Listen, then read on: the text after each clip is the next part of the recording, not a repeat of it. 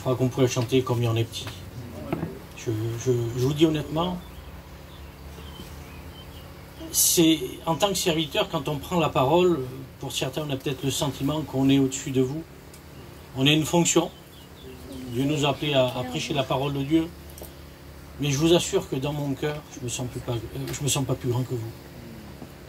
J'ai vraiment besoin de la grâce de Dieu. Vraiment, vraiment besoin de la grâce de Dieu. Et c'est toujours un tracas de prêcher la parole de Dieu. Parce que vous savez, aujourd'hui, on est tellement intelligent qu'on peut dire des belles paroles. Excusez-moi, mais on peut faire des messages magnifiques. Et ça nous arrive même des fois de bien parler. Mais je pense que le principal, c'est de dire ce que Dieu veut qu'on dise. Vous savez, quand on vient à la réunion, la première chose qu'il faut faire, et qu'on doit réaliser, c'est que Dieu est là. Quand Dieu est là, excusez-moi, mais il n'y a pas de comédie devant lui. Il n'y a pas d'apparence. Il n'y a pas de masque. Il n'y a pas de... On ne peut pas rouler Dieu. On ne peut pas tromper Dieu. On ne peut pas se jouer de lui comme on peut se jouer d'un homme. Parce qu'il est Dieu. Et le plus important, quand on vient à la réunion, c'est de venir avec un cœur vrai. Vous savez, on est des chrétiens ce matin. Et je pense qu'il faut être honnête. Il faut être vrai. On vit les temps de la fin. Et je ne suis pas là ce matin pour vous prêcher les temps de la fin, mais la Bible, lorsqu'il nous parle des temps de la fin, il nous parle de temps mouvementés, des temps terribles, avec diverses souffrances de divers genres. Hein? Lorsqu'on lit Matthieu 24, tremblement de terre, famine, tout ce que vous voulez. Les pestes se trahiront l'un à l'autre. La Bible parle de tout ça, de séduction religieuse que nous trouverons dans les temps de la fin. Tout ça existe et tout ça, c'est des causes de souffrance. C'est des choses qui nous font mal. Et que ce soit au niveau, on va dire, physique, hein, comme tout à l'heure José nous a témoigné de son beau-frère, on a beaucoup prié pour lui à l'église. Et vous savez, même si on est des enfants de Dieu, ben ça nous arrive de souffrir. Mon père a fait 20 jours de coma. Je téléphonais le matin pour savoir s'il était en vie. Et on avait fait une chose avec ma soeur, c'est que c'était tellement devenu lourd, c'est que on appelait un coup elle le matin, un coup moi le soir. Comment vous savez, même si on est serviteur de Dieu, eh bien on souffre. On est touché. On n'est pas des robots, on est des humains. Et la vie, excusez-moi, mais ne fait pas de cadeaux. Et les temps de la fin, c'est, excusez-moi, mais c'est des temps terribles, où la Bible nous dit que le péché accroît, où la séduction accroît, où il y aura des faux Christ, de faux apôtres, de faux bergers, de faux docteurs, de faux pasteurs. Et lorsqu'on parle même excusez-moi, mais de ces gens-là, la Bible dit que beaucoup se donneront à des doctrines de démons par l'hypocrisie de faux docteurs. C'est terrible, hein?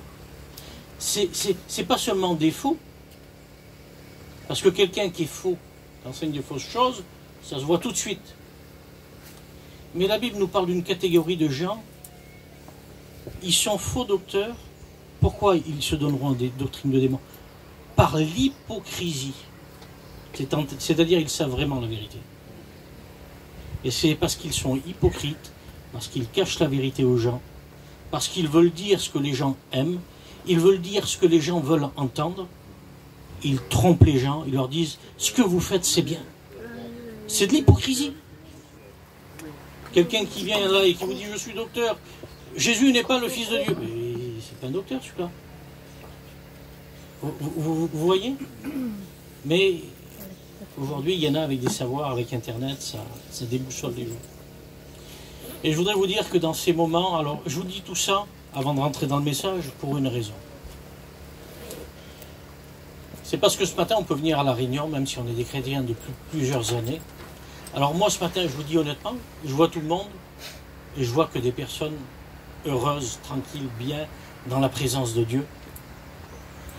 Mais ce matin, on est devant un scanner, le plus grand des scanners, le plus grand des IRM. Il voit tout, il sait tout. Et des fois, derrière un sourire, il y a un cœur brisé, il y a un cœur en miettes. Il y a un cœur qui est explosé. Et oui, Jésus a dit, vous aurez des tribulations dans le monde. Et vous savez ce qu'il faut faire quand on vient à la Réunion? Dans le monde, on ne le fait pas. On ne le fait pas parce qu'on a notre pudeur, on a notre image. Et quand on vient à la Réunion, on vient devant Dieu. On ne vient pas devant un serviteur. On vient devant Dieu. Et j'ai bien aimé ce que José a dit. Excusez-moi, mais aujourd'hui, il y a trop d'hommes qui veulent être suivis. Suivez-moi. Suivez-moi. Le vrai serviteur de Dieu, vous savez ce qu'il fait? Le plus grand des serviteurs de Dieu dans la Bible, ça a été Jean. Il dit, voici l'agneau de Dieu qui ôte les péchés du monde. C'est lui qu'il faut suivre. Excusez-moi, mais quand vous suivez Dieu, vous n'aurez aucun problème avec les serviteurs. C'est vrai, hein, frère? Et dans ces temps de la fin, il faut venir devant Dieu à la Réunion, mais tel qu'on est. En enlevant les masques. Si t'es pas bien, si t'as plus de force, t'en miettes, t'as failli, t'es pas à la hauteur, eh bien, il faut le dire au Seigneur. La Bible dit dans Proverbe 28 et au verset 13, il dit, celui qui cache ses fautes, ses transgressions, ne prospère point. Mais celui qui avoue et qui délaisse, il obtient miséricorde. Si devant Dieu tu viens en plus que tu as mis, tu dis non, je suis bien, tout va comme sur des roulettes, tu ne vas pas prospérer avec Dieu.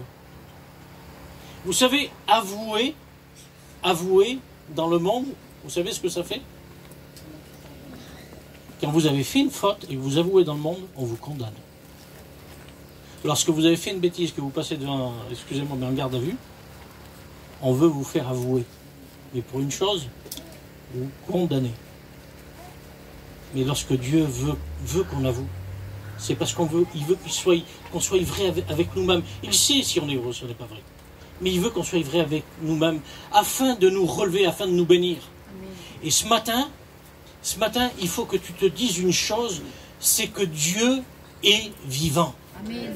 Il est vraiment ressuscité. Il dira dans le livre d'Ézéchiel au chapitre 33, « Dis-leur, je suis vivant, dit le Seigneur. » Et si le Seigneur est vivant, alors il voit tout, il sait tout, il connaît tout, il peut tout, il est capable de te rétablir, il est capable de te délivrer, il est capable de te guérir, il est capable de changer toutes circonstances dans ta vie. Amen. Mais ce qu'il faut, c'est lui faire confiance pleinement. Parce qu'il est Dieu. Dis-leur, je suis vivant. Amen. Et ce matin, regarde à ton problème et dis cette phrase dans ton cœur. Il est vivant. Il est vivant. Amen. Et vous savez, excusez-moi, mais ça change tout quand on sait qu'il est vivant. Hein? Quand on sait qu'il est vivant, ça change tout. Ça change les circonstances de la vie. Quand on est chrétien, quand on sait qu'il est vivant. Quand on sait, quand Dieu nous fait réaliser qu'il est vivant, parce que des fois on l'oublie. Vous savez que ça peut oublier, on peut le faire. Souvenez-vous de ce fils dans la maison du Père, le fils prodigue. Il voulait vivre avec une part des biens de son père, tout en faisant comme si son père était mort. Parce que lorsqu'on demande à l'héritage à un père, ça veut dire qu'il est mort. Vous voyez? Et aujourd'hui, il y a des gens dans notre peuple, au milieu de nous, qui font cette même démarche.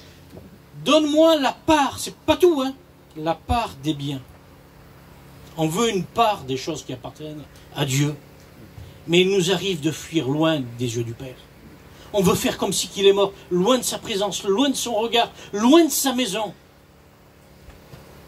Vous voulez que je vous dise? Le Père n'a jamais quitté la maison quand le Fils est parti, il est toujours à la maison. Et ce matin, si tu es parti loin de la maison, le Seigneur est à la maison. Et il t'attend. Il t'attend. Vous savez, ce qui doit nous donner courage ce matin, c'est de savoir que le Père est vivant. Ce fils connaissait son frère. Lorsqu'il est venu, vous avez vu les reproches? Des tas de reproches. Hein? L'hostilité envers lui. Vous savez, si le Père n'aurait été plus dans la maison, il serait mort, je ne pense pas qu'il aurait fait demi-tour. Mais quand il a vu sa misère, il a dit « Mon père ». Il n'a pas dit « mon frère hein. ». Parce que des fois, on compte plus sur les frères que sur Dieu. C'est pas bon, ça. C'est une erreur. Dans la maison de mon père, il y a du pain. Dans la maison de mon père, il y a l'amour. Dans la maison de mon père, il y a le pardon.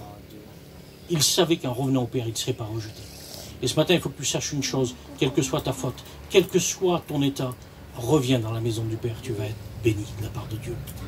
Amen. Et je voudrais, vous savez, hier, je vous fais cette confession.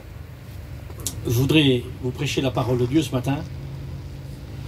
Et hier, je me suis régalé à La Réunion. Franchement, j'ai passé une journée, j'étais pas très bien. Pas très bien. Ça arrive d'être découragé. Hein. C'est pas péché. Mais hier, je suis arrivé à La Réunion. Je voulais méditer la parole de Dieu. J'avais préparé un message. Et je suis arrivé à La Réunion, j'ai écouté les cantiques, j'ai écouté les témoignages. Et je me suis dit, Seigneur, je ne veux pas porter un beau message, mais je veux dire ce que tu veux que je dise. Vous voyez? Et dans mon cœur, il y avait une pensée. Et je vous dis, hier, pour moi, ça a été... La Réunion, ça a été un loisir. Je ne peux pas vous dire comment. Vous avez vu quand on n'en peut plus, qu'on va sous la douche, qu'on prend une douche, qu'on se sent bien, hein, qu'on se sent reposé, impeccable. Ça a été comme ça hier, à La Réunion, pour moi. Et je me suis régalé. Et hier, je vous fais cette confidence, j'avais une pensée à cœur, que j'ai déjà partagée. Et de l'autre côté, j'avais un message. Je disais, ça c'est beau, il y a des bons points, c'est la parole de Dieu, c'est la Bible. Et hier, je suis arrivé à La Réunion et j'ai dit, Seigneur, parle-moi. Et je voudrais, Seigneur, je voudrais que tu me dises, alors c'était dans mon cœur, hein, et j'ai dit, Seigneur, quoi prêcher? Et j'ai dit en plaisantant à Joachim, j'ai dit, de toute façon, elle va prêcher, et je vais prendre ses notes, je vous prêche le même message. Et hier, j'ai écouté les témoignages, et Francis, il a dit dans son témoignage une chose, il a dit, quoi qu'il arrive, il faut aller de l'avant. Il témoignait, il disait ça, face aux épreuves de la vie, il faut aller de l'avant. Et c'était le message que j'avais dans le cœur, que j'avais envie de prêcher. Vous voyez? Et j'ai dit, Seigneur, et je dis, ça a été spontané, on a dit une conversation, ça n'arrive pas souvent, vous savez, moi, il y en a qui voient beaucoup de choses. Moi, je me confie dans la parole de Dieu. Quand Dieu me donne une révélation, ça arrive, hein, ça m'est arrivé. Je la partage. Mais la parole me suffit. Mais il y a des moments, des fois comme ça. Et hier, on a dit que le Seigneur me parlait, mais spontanément. Et je dis, Seigneur, est-ce que je dois parler de ce thème? Vous savez, et je vous dis honnêtement, s'il y a une chose que j'aime pas, j'aime pas, c'est prêcher un message. C'est pas que c'est mal, hein, que j'ai déjà prêché. Parce que je me dis, t'es feignant, ou alors je sais pas, j'aime pas. Et quand j'ai dit cette parole, j'ai dit, Seigneur, le frère il chantait un cantique. Alors il a chanté en espagnol. Moi, l'espagnol, no comprenos, je ne comprends pas. Hein, je vais comprendre un petit peu le catalan, mais l'espagnol, vous voyez, même, j'arrive même pas à le dire. Donc, je ne comprends pas. Mais quand il a dit ça, et moi j'étais en train de dire, Seigneur, est-ce que je prêche sur cet homme de la Bible? Et le frère a chanté, il est là, et il a dit, alors je ne sais pas comment il a dit dans sa phrase de ce cantique, il disait, Dieu viendra chercher ceux qui sont comme les serviteurs de Potiphar. C'est ce que tu as dit, hein? Et le thème que j'avais vous parler, c'était de Joseph. Regardez, je vous dis, j'ai des frissons, il fait chaud quand même. Mais je crois que ça vient de Dieu. Amen. Et ce matin, je voudrais on pourrait dire des tas de choses sur Joseph. Son histoire est tellement merveilleuse. C'est un type de Christ dans la Bible. Et quand on voit sa vie, quand on voit ce qu'il a enduré, on voit que sur le plan typologique, c'est une image de Christ. Il est le préféré de son père, parce qu'il est le fils de Rachel, la femme dont il a aimé depuis longtemps. Hein? Il est le préféré du père. comme Christ est le préféré du Père. Hein, nous le savons. Dans le ciel, il n'y a pas plus grand que lui. Même s'il nous fera partager sa gloire, dans le ciel, il n'y a pas plus grand que Christ. C'est lui, le préféré du Père. On voit qu'il est berger, hein, comme le Christ. Il est le bon berger. On voit des similitudes avec lui. On voit qu'il est envoyé vers ses frères, mais qu'il est rejeté par ses frères. On voit que ses frères se moquent de lui. On voit qu'à un moment de sa vie, on prend même son vêtement, sa tunique, comme à Jésus. À un moment donné de sa vie, c'est merveilleux de faire ce message, de prendre le temps de montrer les textes. On voit que c'est merveilleux, en réalité, de le faire. On va voir même plus tard que, à cause de la persécution, il va partir en Égypte, comme le Christ, lorsqu'il naît. La persécution l'amène en Égypte. On va voir un petit peu plus tard qu'il va être mis en prison, qu'il va être mis en prison entouré de 2 malfaiteurs, les chassons et le panetier. Et bizarrement, comme le Christ à la croix, un va vivre et l'autre va mourir. Un va être sauvé et l'autre va être perdu. C'est terrible, ces similitudes. Et on se rend compte que tout ce qu'il a enduré, ça a été pour le salut de son peuple. Après avoir été abaissé par ses frères, il devient élevé. Et ça, c'est l'histoire de Joseph. Mais il a été élevé pour devenir le salut de ses frères. Et ce matin, je voudrais qu'on lise la parole de Dieu. Vous aimez lire la parole de Dieu? Amen. Donc, on va la lire ensemble. Ça ne vous dérange pas qu'on fasse un petit peu de lecture? Hein? De toute façon, je vous fais une confession. C'est bien quand on parle beaucoup de la Bible, quand on prêche. Parce que des fois, on parle de plus d'autres choses que des Écritures. Donc, on va lire la parole de Dieu. Alors, pour nous remettre un petit peu dans le contexte de l'histoire de Joseph, je vous ai expliqué, il avait été envoyé vers ses pères, vers ses frères, il a été trahi, vendu, nous l'avons vu. Mais je voudrais vous apporter un trait de caractère qui appartient à Joseph et qui doit être le nôtre. Joseph est celui qui va de l'avant. Et hier, quand Francis l'a dit, je dis, Seigneur, c'est ce que tu veux que je dise. Quoi qu'il nous arrive, allons de l'avant. Amen. Et nous faisons la lecture dans le chapitre 37, nous n'allons pas tout lire parce que si on doit expliquer l'histoire de Joseph, ça commence au chapitre 37, ça finit au chapitre 50. Donc, je n'aurai pas la capacité de vous prêcher tant de versets. Mais on va lire, on va commencer du chapitre 37, verset 18 à 34.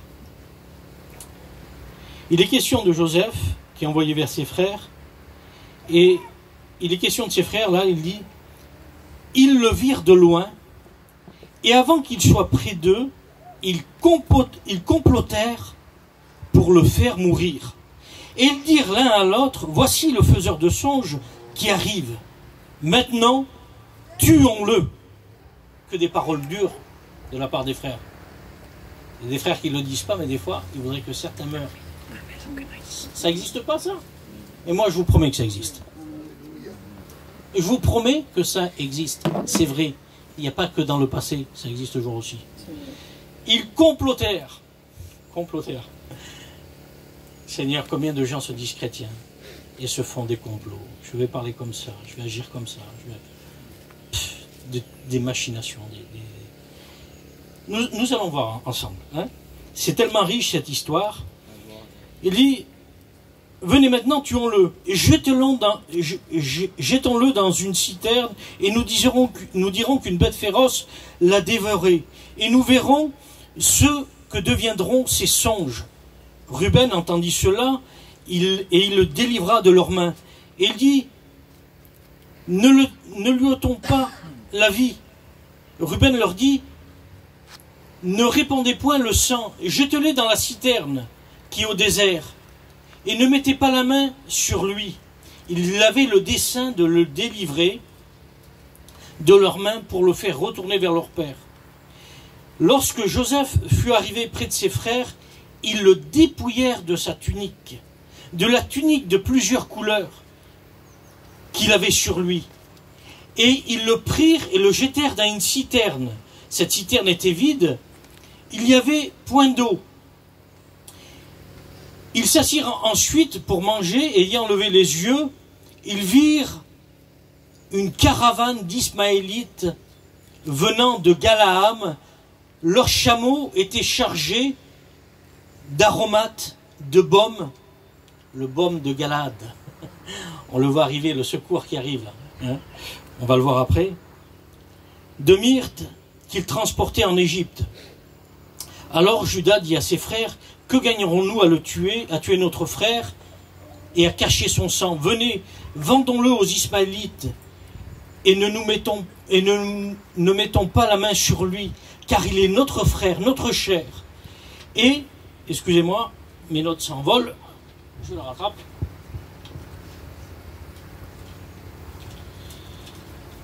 Voilà. Il dit,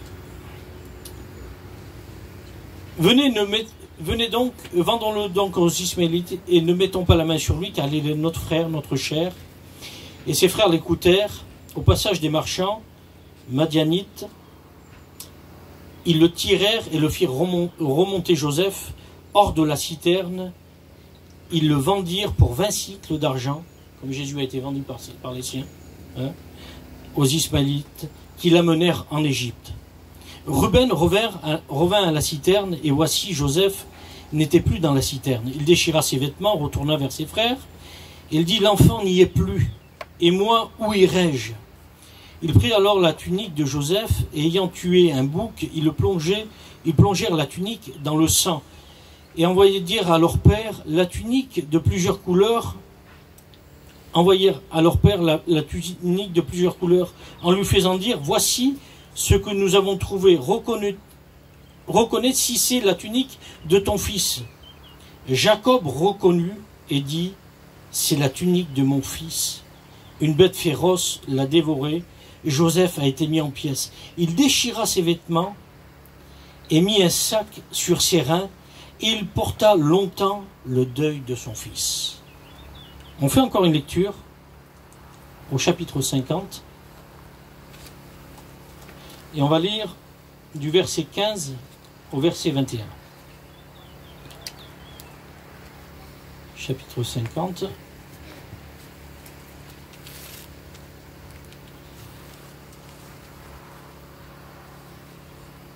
Quand les frères de Joseph virent que leur père était mort, ils dirent, si Joseph nous prenait en haine et nous rendait tout le mal que nous lui avons fait. Il fit dire à Joseph, ton père a donné cet ordre avant de mourir. Vous parlerez ainsi à Joseph. Oh, pardonne le crime de tes frères, leur péché, car ils t'ont fait du mal. Pardonne maintenant le péché des serviteurs du Dieu de ton père. Et Joseph pleura en entendant ces paroles. Et ses frères vinrent eux-mêmes se prosterner devant lui et le dirent, nous sommes tes serviteurs. Et Joseph dit, soyez sans crainte, car suis-je à la place de Dieu? Et écoutez bien cette parole. Il dit, vous avez médité de me faire du mal, et Dieu l'a changé en bien pour accomplir ce qui arrive aujourd'hui, pour sauver la vie d'un peuple nombreux. Alors j'ai voulu vous résumer vraiment avec quelques textes qu'il a vécu à travers des Écritures. Mais on voit que le Seigneur est celui qui est capable de changer le mal en bien. Et ce matin, je voudrais te dire, quoi que tu vis, quelle que soit la situation que tu endures, peut-être qu'on t'a fait du mal, peut-être qu'on t'a blessé. Vous savez, quand ça vient des inconvertis, ça nous passe sur la tête. Mais quand ça vient de nos frères, c'est quelque chose de pénible. C'est quelque chose de dur. Lorsqu'on lit le livre des Actes des Apôtres, au chapitre 7, il dit que les frères de Joseph étaient jaloux et ils le vendirent pour être amené en Égypte. Mais Dieu fut avec lui. Et il le délivra de toutes ses tribulations. Il lui donna la sagesse et il lui fit trouver grâce devant Pharaon, roi d'Égypte, qu'il établit gouverneur de l'Égypte et de toute sa maison. Et je voudrais vous dire une chose, quoi qu'il nous arrive, quoi que nous vivons, Dieu est celui qui est avec nous. Et quoi qu'il arrive, quoi que nous vivons, Dieu est celui qui sait nous délivrer de toute tribulation comme Joseph l'a vécu. Et vous savez, je vais vous dire ça tout simplement, dans la vie, il y a des chemins qu'on ne veut pas emprunter. Il y a des chemins qu'on ne veut pas vivre, des situations qu'on ne veut pas vivre. On voudrait, excusez-moi, que prendre le contrôle sur notre vie. Mais vous savez que sur la terre, on ne contrôle rien. On ne contrôle rien. La Bible dit qu'il pleut sur le juste comme sur l'injuste. On n'est pas chrétien que quand tout va bien. Un chrétien, il est chrétien quand il pleut. Il est chrétien quand il fait 40 degrés. Il est chrétien en tout temps. On est des enfants de Dieu. Et ce matin, nous devons réaliser qu'il y a des chemins qu'on voudrait éviter. Excusez-moi, mais Joseph aurait voulu éviter dans sa vie la jalousie de ses frères. Et des fois, nous sommes amenés à vivre des choses comme il a vécu. Il a connu la jalousie, la haine, le mépris, le rejet, le complot. Il est victime de machinations, de moqueries. Dieu lui a parlé lorsqu'il parle de ses songes. Et vous avez vu aujourd'hui, il y en a qui vous mettent en dérision lorsqu'on parle de la parole de Dieu. Ah, le spirituel. Le spirituel.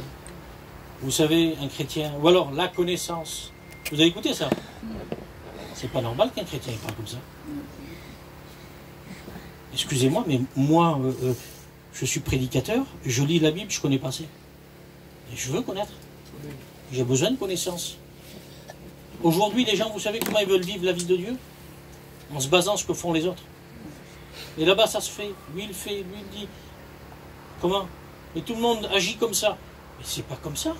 On ne s'est pas converti à des hommes. On s'est converti à Dieu. Amen. On doit suivre le Seigneur. On doit suivre la parole. Excusez-moi, mais si demain, moi, je vous dis une bêtise, ne me suivez pas. Ce serait stupide de me suivre. Le bon berger, c'est lui. Hein. Le gardien du troupeau, c'est lui. Hein. Celui qui a donné sa vie pour vous, c'est pas moi. Hein. Je vous promets. Vous voulez que je vous dise une chose? J'en suis incapable. Alors des fois ça fait bien, il y en a qui... Des fois, vous savez, il faut que nos mots, ils correspondent à la réalité des choses quand même. Hein. Parce qu'en parole, je peux... Excusez-moi, mais je peux prendre un timbre de voix pleurant, doux, sucré, avoir rock, cassé, émotion. Excusez-moi, mais quand je lis la Bible, il n'y a pas d'émotion. Hein. La parole de Dieu, c'est une puissance de Dieu. C'est une puissance de Dieu. Et excusez-moi si demain je viens avec une voix, avec des larmes, la lèvre qui tremble comme ça, et je vous dis une bêtise, m'écoutez pas. C'est une bêtise. C'est pas spirituel.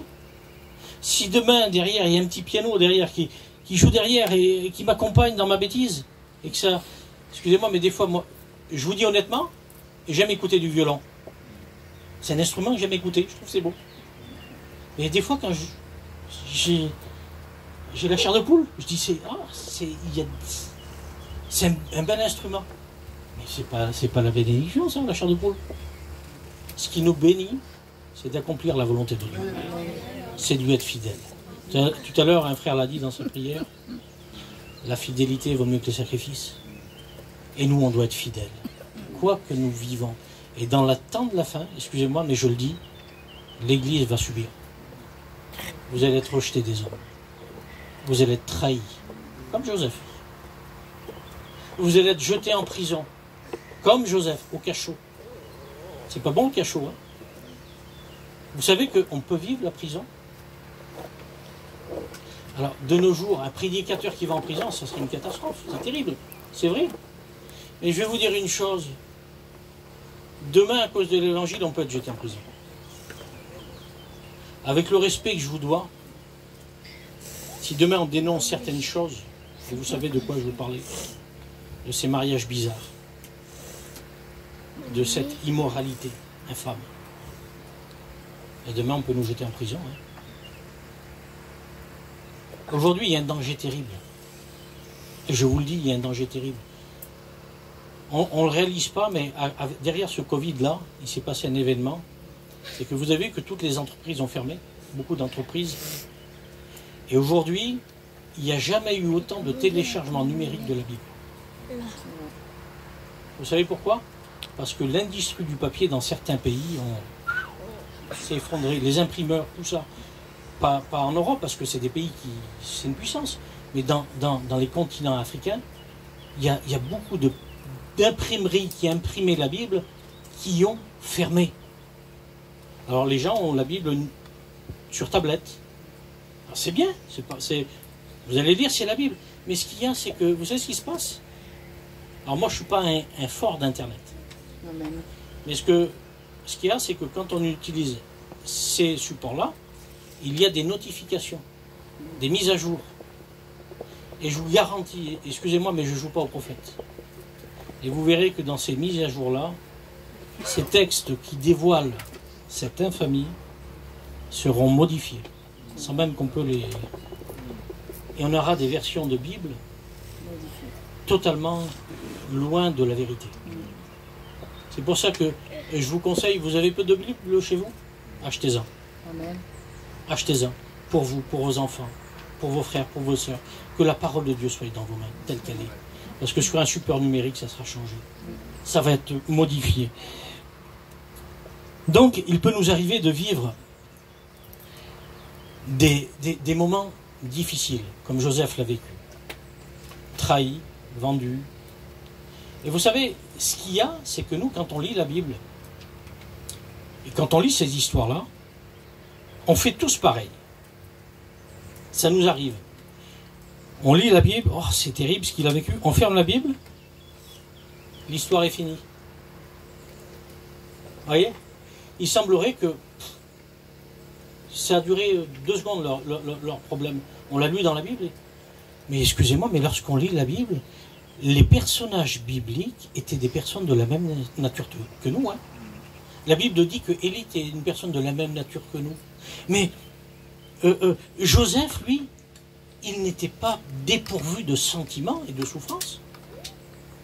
Quand ses frères l'ont saisi, vous trouvez ça dans le psaume 105, je ne me souviens plus du verset. Mais la Bible dit qu'ils l'ont pris, ils l'ont lié, ils l'ont attaché. On lui a mis les fers aux pieds.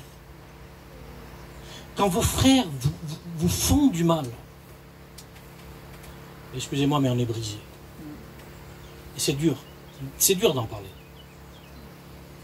Mais c'est un sentiment qu'on peut vivre. D'être touché, d'être vendu. Et ce qu'il a vécu, à ce moment-là, c'est l'incompréhension. Ça nous arrive de vivre l'incompréhension. Ça vous arrive pas, vous? Ou alors je suis, excusez-moi, mais je suis chez les champions du monde. On est tous pareils, mes frères, mes sœurs. Amen. On est tous pareils. En vrai, si on est vrai devant le Seigneur, je vous parle de moi, Seigneur, je me dis souvent, Seigneur, je vois les frères, je dis, pourquoi pas un autre? On est sauvé par grâce. C'est la grâce de Dieu. Hier, un frère en a parlé hier de ce que Paul a dit dans l'Épître aux Corinthiens. Il dit que plusieurs fois il a prié à cause d'une écharpe dans la chair. Dieu lui a dit, ma grâce te suffit. Vous savez, souvent les gens ils ont mis un nom sur ce que Paul a vécu. Ils ont dit il était malade des yeux. C'est possible, parce qu'à un moment donné, ça n'est parlé. Mais dans le texte, quand on le lit, on ne sait pas exactement c'est quoi la cause. Et on ne peut pas affirmer la cause. Et je trouve que c'est beaucoup mieux. Parce qu'il y a des choses qu'on ne peut pas peut-être dire nous aussi, et qu'on prie pour que Dieu nous aide. Mais laisse-moi te dire que sa grâce te suffit. On revient toujours à la croix. On revient toujours au pardon. On revient toujours à son amour. Sa grâce te suffit. Sa grâce te suffit. Et Joseph va connaître l'incompréhension, la peur, l'angoisse. Il ne sait pas ce qui va lui arriver. Et il ne sait pas ce qui lui arrive. Ça vous arrive ça? On ne sait pas pourquoi ça nous arrive, pourquoi ça nous tombe dessus, mais ça arrive et on ne sait pas comment on va s'en sortir. Qu'est-ce qui va nous arriver? Qu'est-ce qui va advenir de nous? Toutes ces questions étaient dans le cœur de Joseph. Hein. Il passe une caravane, il est vendu. Il part pour un pays qu'il ne connaît pas, étranger. Mais qu'est-ce qui va lui arriver là-bas? Peut-être la mort, peut-être aucune issue. Cette histoire est là pour nous montrer que quoi que nous vivons, on doit faire pleinement confiance en Dieu. Parce que Jésus a dit, je serai avec vous tous les jours, jusqu'à la fin du monde. Et vous voulez que je vous dise une chose? Jésus, il était aussi dans l'Ancien Testament. Parce que nous, on est des chrétiens qui voient Jésus que dans le Nouveau Testament. Il est né dans le Nouveau Testament. Et là, on parle de Jésus. Mais Jésus, il est de toute éternité. Hein. Il était avec Joseph. Et Jésus était avec Joseph. Il était avec Daniel dans la fosse. Il était avec Shadrach, Meshach et Abednego dans la fournaise. Et Jésus est là. Il est tout le temps là. Tout le temps là. Parce qu'il est Dieu. Il était avec eux. Et lorsqu'on voit la Bible, lorsqu'on voit la vie de Joseph, on voit que Dieu est là à tous les moments de sa vie. Acte 7, il dit, ils le vendirent, mais Dieu fut avec lui. On te vend, on te fait du mal, mais Dieu est avec toi. L'épreuve est là, mais Dieu aussi. Nous, vous savez comment on raisonne? Et c'est un raisonnement vraiment humain. Et même si on se le dit aujourd'hui, je vous le dis demain, je sais que je vais refaillir dans ce domaine-là. Quand tout va bien, on dit, le Seigneur est avec moi, je suis béni. C'est vrai, on est léger, mais quand les épreuves sont là, quand il y a des moments d'incompréhension comme ça, où on se fait taper dessus, ou alors qu'on souffre de quelle que soit la cause. Hein. Vous savez, Joseph, ce qu'il vit, vous savez c'est quoi? Alors on n'ose pas en parler. Mais j'en parle parce que, alors je vous dis, je viens pas, la dernière fois que je suis venu ici, il y a très longtemps. Vous savez ce que Joseph vit? Un problème familial. Les problèmes familiaux, il ne faut pas en parler. Parce que ça nous concerne. Et ce qui nous fait mal, des fois, c'est les problèmes familiaux. Alors, on ne peut pas en parler parce qu'on ne veut pas faire du mal. Mais d'un autre côté, on nous a fait du mal. On essaye de nous écraser, mais il faut quand même se justifier. C'est une complication terrible. C'est terrible, ça. Mais ça existe. Ça existe. Et je voudrais vous dire, quand tout va mal, même quand on nous fait du mal, Dieu est là. Il est vendu, excusez-moi, mais quand il est vendu, attaché, il part avec les chameaux, tout ça, Dieu est avec lui.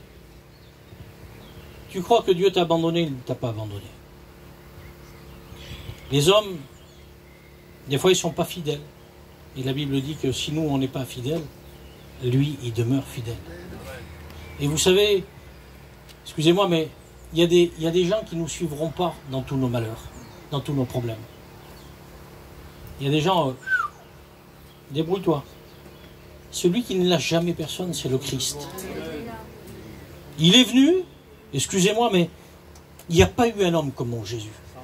Il n'y en a pas eu. Excusez-moi, mais le plus grand sur la terre, il n'y en a pas eu comme ça.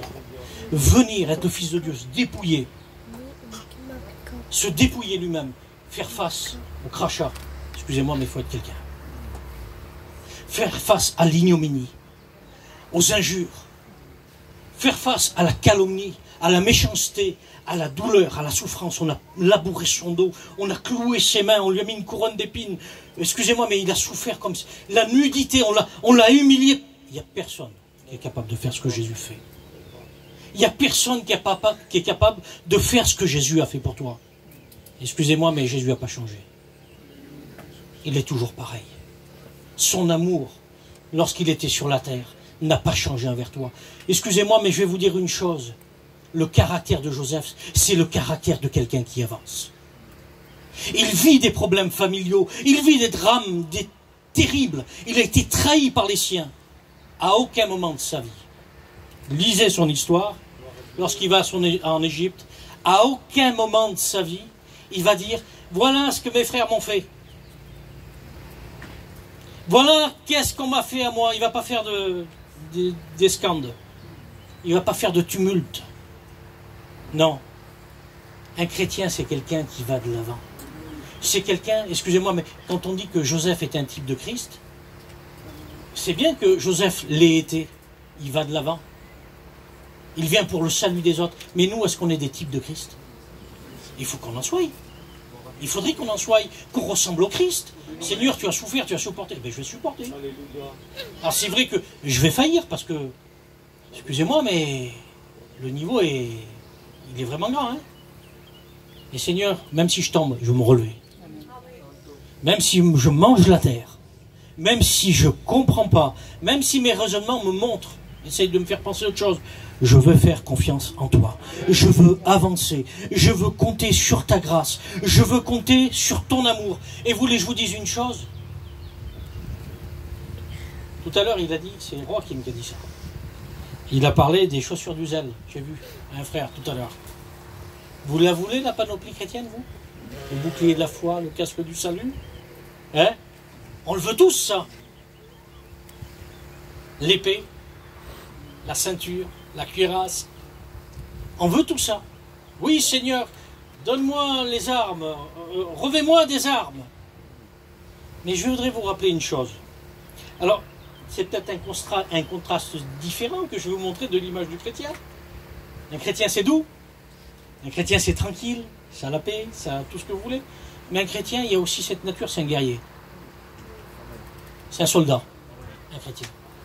Et vous l'avez vu pendant les Gilets jaunes, je ne sais pas moi, les manifestations, lorsque l'État envoie l'armée ou son autorité, il envoie les CRS ils sont là devant eux, il y a des tas de manifestants, ils leur disent des injures, ils leur lancent de tout, et ils sont là, ils ne bougent pas, ils ne disent pas un mot. Et quand l'ordre est donné, ils avancent. Mais nous, on est des soldats, on veut être armés. Seigneur, donne-moi tout, équipe-moi, Seigneur, je veux tout. Tu as l'équipement du soldat, mais on te dit un mot, tu fuis. Quel mauvais soldat. C'est ça les soldats? Et Brachi, cette armée, c'est pas rien. Tu es dans une armée, tous les soldats, ils se font insulter, ils s'échappent. On leur lance une tomate, ils s'en vont. C'est pas des soldats, ça. Mais, excusez-moi, mais en face de nous, il y a le péché. Hein. En face de nous, il y a, excusez-moi, mais il y a le monde invisible avec les attaques du diable. Il y a le blé, il y a l'ivraie. Un chrétien, c'est quelqu'un qui tient ferme. C'est quelqu'un, excusez-moi, mais c'est un guerrier. C'est quelqu'un qui... Il faut avancer. Il faut avancer. Je continue la lecture. Je crois que... Notre s'envole, mais c'est pas grave. On va faire une autre lecture, si vous me permettez. Justement, la page s'est tournée. Et on va voir que Dieu est avec Joseph dans toutes les situations de vie, quoi qu'il vive. Il est dit, regardez, Genèse chapitre 39, du verset 2 à 5. Il est dit, l'Éternel fut avec lui, et la prospérité l'accompagna. Il habitait dans la maison de son maître l'Égyptien, et son maître vit que l'Éternel était avec lui, et qu'il faisait prospérer entre ses mains tout ce qu'il entreprenait. Vous savez, notre défaut à nous, c'est quoi? C'est que quand il nous arrivait des misères, on veut s'arrêter. On s'arrête. Mais là, la Bible dit que l'Éternel faisait prospérer entre ses mains tout ce qu'il entreprenait. Et ce matin, je voudrais te dire ce mot, entreprends. Ne reste pas à terre, lève-toi, avance, combat, travaille pour le Seigneur, témoigne, avance. Seigneur, la Bible dit que son maître vit que l'Éternel était avec lui. Vous savez comment on est appelé dans la Bible? Comment l'Église est appelée? Hein? Vous trouvez ça dans l'évangile de Matthieu, chapitre 5, je crois. Il dit que une ville située sur une montagne ne peut être cachée. Vous savez c'est quoi la montagne dans la Bible? C'est un symbole de l'épreuve. Et un chrétien, c'est une ville située sur une montagne. C'est-à-dire, il marche sur les épreuves. Il est au-dessus des épreuves. Aujourd'hui, les gens, quand il y a une épreuve, ils s'effondrent. Mais nous, on est sur la montagne. Ce qui fait un témoignage autour de nous, c'est quand on est touché comme eux, et qu'on se relève, qu'on est au-dessus des épreuves. Vous savez, des fois, il y a deux façons de vaincre nos montagnes. Hein. C'est de prier, de dire par la foi, jette-toi dans la mer. L'épreuve est là. Et on y arrive des fois. Hein. Ça marche. Parce que la Bible nous dit à cette montagne, jette-toi dans la mer. Notre épreuve s'en va. Mais des fois, on est appelé à gravir les montagnes. Et quand il faut les gravir, c'est un petit peu plus dur. Mais il faut le faire. Parce qu'on est des guerriers. On est des soldats. On est du type de Joseph. De celui qui avance. Excusez-moi, mais dans le cœur de Joseph, à aucun moment, il y a un moment pour nuire à ses frères. Même s'ils lui ont fait du mal. Vous savez ce qu'il veut faire? Il veut les ramener. Il veut les sauver. Il veut les mettre sous la protection. Il veut qu'ils trouvent de la nourriture auprès d'eux. Quand il rentre, quand il dévoile sa vie devant ses frères, on sait tout ce qu'il fait. Il fait sortir tout le monde. Parce qu'il ne veut pas les critiquer. Cherchez pas à rendre le mal pour le mal, mais bénissez si vous maudissent. Ceux qui vous maudissent. Sinon, ça ne marchera pas. Je vous promets que ça ne marchera pas. Il faut utiliser les armes que Dieu nous donne. Bénir et non maudire. Et Joseph, c'est ce qu'il a fait. Il a fait sortir tout le monde. Il s'est fait reconnaître par ses frères. Et il les a pardonnés. On est appelé à ça, mes frères. Des fois, c'est très difficile. C'est très très difficile. Mais il faut le faire. Il est vendu. Dieu est avec lui. Je vais écourter parce que je sais qu'il est tard et je suis un petit peu lent. Mais il va être un petit peu plus loin dans la parole de Dieu, on peut le lire. Si vous voulez, il va vivre quelque chose que personne ne veut vivre, aucun homme veut vivre. C'est qu'on va toucher à son honneur. Et avec le respect que je vous dois, je ne vous dirai pas ce qui s'est passé, mais avec le respect des anciens, on l'a qualifié d'être un malpoli, d'être un malhonnête, d'être un vilain. La femme de Potiphar, parce qu'il était beau, a dit des choses sur lui terribles. Et vous savez ce qui s'est passé? Cet homme, c'est terrible, hein? Il semblerait que tout s'arrange pour lui, Joseph. Et là, on vient de lui dire des choses fausses à son sujet. Ça arrivera quand on dit des choses fausses sur vous. Ça arrivera quand on dit des mensonges sur vous. Ça arrivera que vous soyez mis au rang de malfaiteur. Parce que Jésus, ça lui arrivait aussi. Ça vous arrivera d'être condamné à tort. Pas seulement qu'on vous dise, mais qu'on vous punisse. Il est jeté en prison, la Bible dit. Vous vous rendez compte? Il est jeté en prison, il va faire 2 ans de prison là. Il prend 2 ans. Et même un peu plus que ça, il prend. Je vous dis 2 ans, mais il est jeté en prison. Mais vous savez ce que la Bible nous dit? C'est que quand il va en prison, Dieu était avec lui dans la prison. Excusez-moi, mais Dieu va avec nous dans les prisons. Et vous savez, quand on est rejeté par tout le monde, vous savez où elle est notre prison? Hein? Je vous dis, c'est quoi notre prison à nous?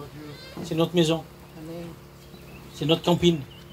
Quand on nous fait du mal, on ferme la porte, on se renferme, on ne veut plus voir personne. Et des fois, on fait 15 jours de prison. 20 jours, 1 mois. Il y en a, on ne les voit pas pendant 1 an. Mais laisse-moi te dire que Dieu vient dans la prison. Il faut seulement le reconnaître. Il faut seulement le voir. Et Jésus est avec nous partout où on va. Il est calomnié à tort. Et dans cette prison, nous l'avons dit tout à l'heure, il y a 2 prisonniers qui sont avec lui, les chassants et le panetier. Ils vont avoir des songes. Joseph va expliquer tout ça. Et après, Pharaon va avoir aussi le songe des vaches maigres et des vaches grasses. Il va vouloir trouver l'explication. Il appelle tout le monde. Aucun ne peut lui donner l'explication. Ni les magiciens, ni les devins, qui vous voulez. Mais dans la prison, il y a Joseph. Et parce qu'il a il est l'homme à qui Dieu révèle les choses. On le fait sortir de prison. Ce qu'il fait sortir de prison, c'est Dieu qui est avec lui. C'est parce que Dieu est avec lui. Et ce qui peut te faire sortir de la prison, c'est Dieu avec toi. Compte pas sur tes moyens. Hein. Moyen physique, il pourrait essayer de tordre les barreaux, il n'aurait pas pu. Compte sur Dieu pour sortir de la prison. Dieu veut te faire sortir de la prison. Et nous avons vu comment il prospère après. Nous avons vu comment il est le salut de ses frères. Mais la leçon qui est devant nous, c'est celle-ci. Il y a un principe qu'on doit vivre, mes frères et sœurs. Et c'est l'apôtre Paul qui le dit. Il est persécuté, Joseph, il vit des tas de choses, il continue à avancer. Et lorsqu'on va dans la prison, je ne vous le lis pas parce que je ne veux pas être lent, mais on voit que Dieu le fait prospérer. Il continue à avancer dans la prison. Il continue à entreprendre dans tout ce qu'il fait. Tu es en prison, continue à travailler. Tu es en prison, on te fait du mal, on t'abaisse, continue, avance, avance, avance, avance. Tu veux le mot de Dieu ce matin pour toi? C'est celui-là. Avance. T'apitoie pas sur ton sort, te lamente pas, qu'est-ce qu'on m'a fait? Avance parce que Dieu est avec toi. Excusez-moi, mais Dieu, il nous l'a dit que la terre, c'était pas le Club Med. Et Jésus nous l'a dit, vous aurez des tribulations dans le monde, vous serez persécutés, on dira des fausses choses de vous, vous serez haïs, ils m'ont haï à moi. Le meilleur c'était Jésus, on n'est pas meilleur que lui. Excusez-moi, mais on veut être aimé de tout le monde. C'est impossible. Il y en a qui vous font voiler les sourires, une bonne caresse sur l'épaule, vous faites 10 mètres, coup de couteau. Ça existe. C'est la vérité. Je vous dis la vérité. Mais un chrétien, vous savez ce qu'il doit faire. Et ça, je vous le dis, je pense que c'est un des principes les plus importants. C'est Paul qui va le dire. Il dit, je fais une chose, Philippiens 3,13. Oubliant ce qui est en arrière et me portant vers ce qui est en avant. Et je voudrais vous dire une chose, c'est que quand on est esquinté par la vie ou par quoi que ce soit, on va toujours fouiller dans le passé. On se remémore les choses. On entend, excusez-moi, mais des fois, vous avez vu comment c'est bizarre? On a une mémoire précise pour se rappeler le mal. Là, je vous dis, je vais vous donner une adresse. Je vous donne mon adresse. 12 chemin de Langueran à Mérignac. Je reviens à la réunion prochaine. Tout le monde l'a oublié. Et je vous dis une parole négative. Dans 15 ans, vous vous rappelez, dans 20 ans. L'homme a cette faculté de se rappeler du mal. Mais nous, un chrétien, on veut oublier ce qui est en arrière. Et se portant vers ce qui est en avant. Parce que le Seigneur a des choses merveilleuses pour nous, pour qu'on les accomplisse. Mais des fois, d'être toujours dans le passé, de ruminer, de se remémorer, eh bien, on perd du temps, on s'habitue. On se fout en miettes. On se met en miettes. Il faut regarder de l'avant. Et ce conseil, je termine avec ça, c'est le conseil que j'ai pour vous ce matin. Allez de l'avant. Pense plus à ce qui t'est arrivé. Relève-toi. Excusez-moi, mais les hommes de la Bible, plusieurs, même David, quand il perd son fils, il est triste. Et après, quand son épreuve est passée, on voit qu'il n'est plus pareil. Il va de l'avant. C'est ce qu'il faut faire. Il y a des moments où il faut se ressaisir et aller de l'avant. Vous savez, ce conseil a été donné, vous savez à qui? Il a été donné à Lot et à son foyer. Le temps de Lot, c'était le temps de la fin. C'est ce qui nous est dit. Ce qui arrivera du temps de Lot, ça arrivera aujourd'hui aussi. Le conseil qui a été donné à Lot et à son foyer, c'est Genèse 19, verset 17. Sauve-toi pour ta vie, ne regarde pas et ne regarde pas derrière toi. Et il est dit au verset 26, la femme de Lot regarda en arrière et elle devint une statue de sel. Regarder au passé, se rappeler les fautes, ce qu'on nous a fait, ça nous assèche. Ça fait de nous des statues de sel.